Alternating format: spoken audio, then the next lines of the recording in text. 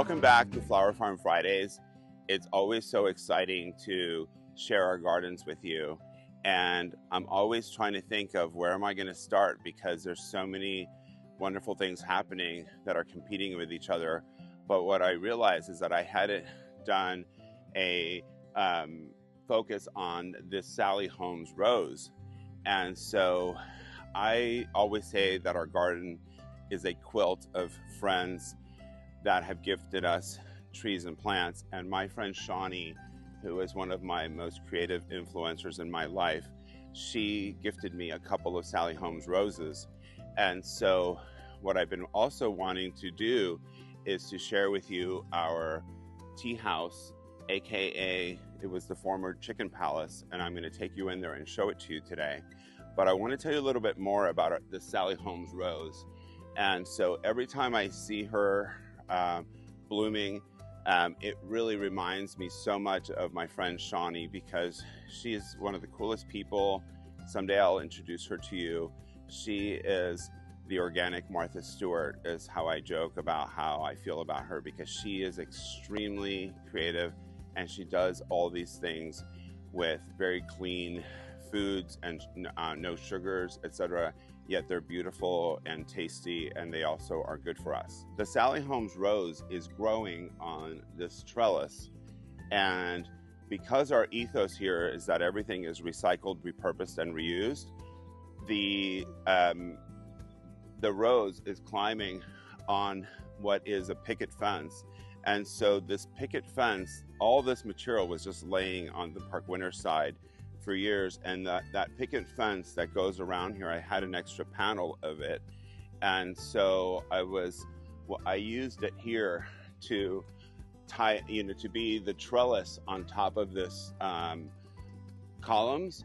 And what's really cool is that these columns, these posts, are original to the Park Winter's main house.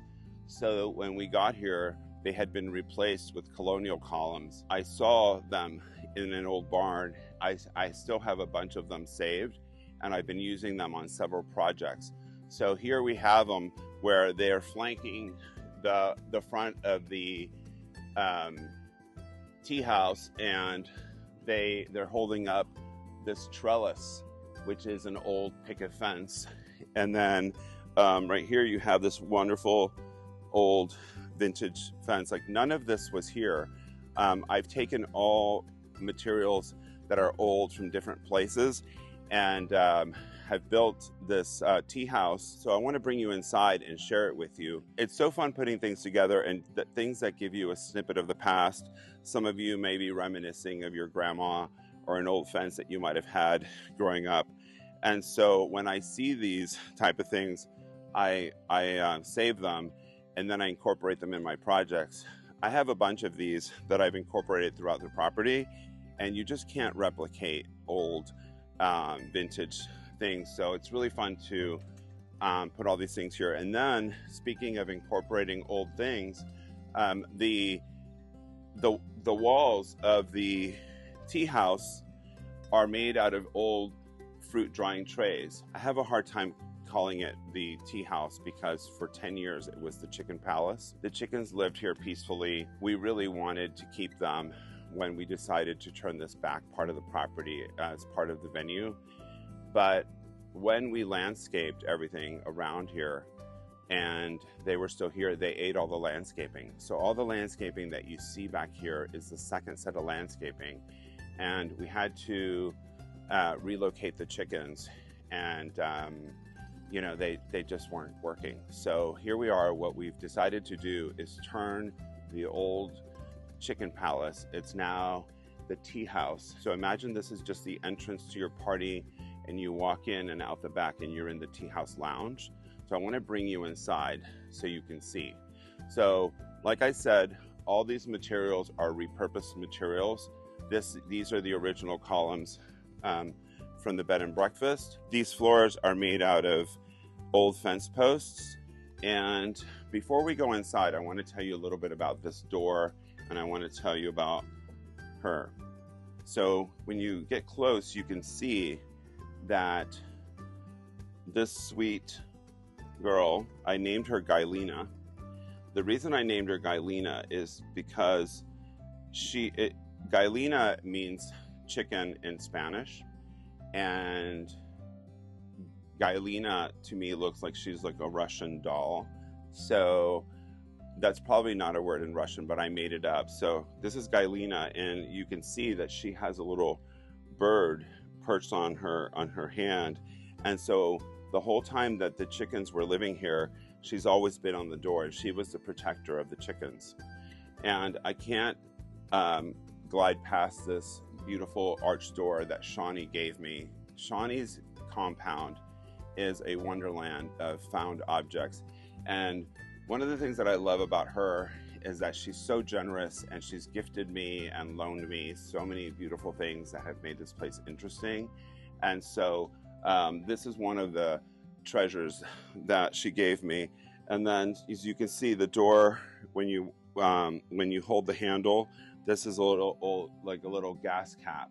So there's lots of cool details that we have, and you can just imagine when you visit us some of the things that you see. Let's go on in. I want to show you how we transformed the chicken palace into the tea house. So here you have a beautiful wreath arrangement that Araceli made. And so we just change the vibe from time to time. And let's come on inside so you can see and feel the vibe of the tea house. So the tea house has all these wonderful pieces of furniture that remind me of my friend Jill. She gave me this piece right there. So this here is an original screen door from one of the barns. This herringbone floor was a chimney that we had to take out when we did some remodeling of the house. We haven't thrown anything away, and so it's really fun to incorporate old things. And the ceilings of this tea house is all these old doors that we had in the inn, and then these are deconstructed French headboards. So we have a deconstructed French headboard here, and then there's a headboard of another bed. These side pieces are sideboards to the bed. And then I've hot glue gunned some roses and some status, and these are like little cardoons. I'm gonna refresh this whole area, but it's sort of really cool, just sort of being able to incorporate things that just embellish the room and make it fun. There's no rules here. Originally, when the chickens lived here, this section right here, there's another section of these cubbies right below, and so we have two of them. One day I was looking at the chickens, and they were in these cubbies here, and also right behind the sofa, and they're all lined up, and it occurred to me that chickens in coops look like people in opera houses. And so I had seen this really creative wallpaper that I'm going to put on both tiers, and it's these people in opera houses, in an opera house, looking at you. And so that's going to bring like another fun factor to it. Over here we have our friend Marie Antoinette. Our good friend Elaine gifted Marie Antoinette to us. She lived for many years in the garage because they didn't have a place for her, and so when we came to Park Winters, Elaine thought that she would bring us Marie, and she adds a nice little vibe to the tea house. Above here, this little detail here is the old gutter to the back of the house, the old rain gutter. And then we also have this footboard of another deconstructed French bed. And then you have these corbels from the original house. These are side pieces of a bed. And I have this really fun video when I found this object in a old barn, and it was dusty. It was in 3 pieces, and then this mirrored area here, I wiped it through, and then I could see myself. And I remember me and Julio just cackling, laughing, because we found this. As we built this tea house and transformed the chicken palace into the tea house. It's just really fun adding objects and just working with the things that we had. I'll point out that we have these beautiful crystal chandelier sconces in here. It's going to be awesome when we have the wallpaper here and up there. And what I've seen is different people have parties here, and let's say someone is having a baby shower. You walk in, you pick up your mimosas in a tray, and then there's like baby blue or pink balloons in here, and then you walk out there into the tea house lounge. You're having a long table with your party. We've had celebrations of life, poetry readings, rehearsal dinners, and engagement parties. So everyone's celebrating something. And so this is, imagine the tea house as the entrance to your party. And so you come in, you get your drinks, like I said, you would have some desserts on the other side, and then follow me, I'll show you what the tea house lounge looks like. So we have another sweet little old fence here, and all this floor is broken concrete from when we remodeled the Park Winter side. We've made a nice little courtyard of it, so when people come over, they relax here. Our goal is to start offering teas, and people will be able to find their spot within our tea house lounge and come and have a moment with their friends. So just imagine this. You've walked through the tea house and you've picked up your drink and you've walked in to the party, and then right here there's a long table, and this is where you and your friends are celebrating an occasion. We set up our bar and bartender over here, and this is a nice private area to have a nice intimate party.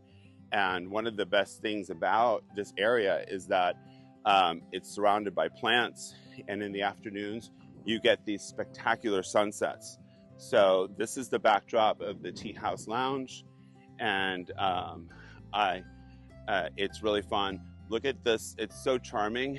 There's a tractor out in the field just going by, and I could watch the things that are happening here in the countryside for hours, because it's so interesting to me watching the agricultural process and just being part of this beautiful community. I want to show you this really cool maple tree. I've been loving the texture of it and the color. So it is a variegated leaf, and underneath it has this beautiful purple underbelly. And so I have two of them flanked. It's going to be a smaller tree, but like, look at how interesting this is right here. Aren't these awesome? Like, look at that.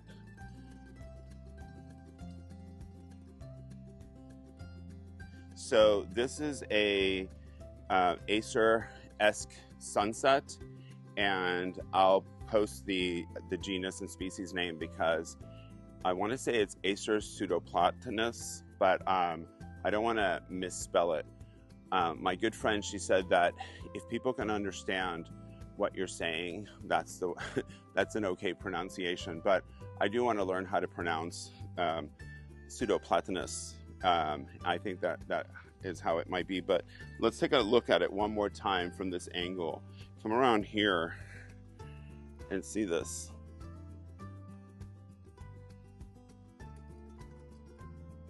It's so interesting to me. So we have this trees planted, this one right here and the other one over there, and they're right on the back side of the tea house. And this is what the back of the tea house looks like. It's made out of all repurposed drying trays, and then you have this beautiful tea house lounge behind it. I hope you've enjoyed this Flower Farm Friday, and I hope that everyone is doing something fun today, playing in your garden or doing something creative.